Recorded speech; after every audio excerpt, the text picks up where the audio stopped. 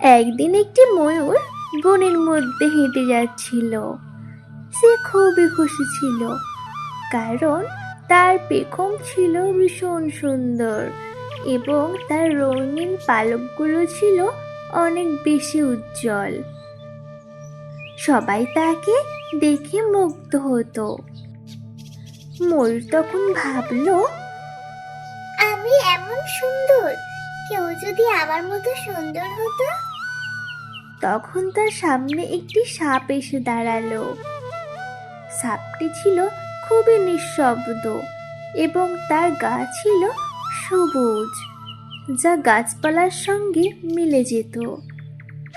ময়ূর সাপটির দিকে তাকিয়ে বলল, তুমি তো খুব সাধারণ, তোমার গা কেমন উদাসীন এবং একঘেয়ে। আমি কত সুন্দর, তোমার মতো না। সাপ কিছু না বলে সরে গেল। এক সপ্তাহ পর ময়ূর যখন তার সুন্দর পাখার প্রদর্শনী করতে গিয়েছিল, এক শিকারী তাকে দেখে ধরা দেওয়ার জন্য তীর ছুড়ল। ময়ূর খুব দ্রুত উড়ে চলে গেল, কিন্তু তার পালকে কিছুটা আঘাত পেল।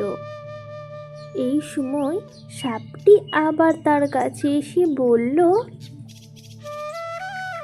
সৌন্দর্য সবার জন্য কাজ করে না, প্রকৃত শক্তি বা গুণ তার ভিতরেই থাকে, যা বাইরের সৌন্দর্য থেকে অনেক বেশি গুরুত্বপূর্ণ। ময়ূর কিছুটা লজ্জিত হয়ে বলল, তুমি ঠিকই বলেছ, বাহ্যিক সৌন্দর্য শেষ পর্যন্ত নিরাপত্তা দিতে পারে না। আসল সৌন্দর্যই অন্তরের মধ্যে থাকে।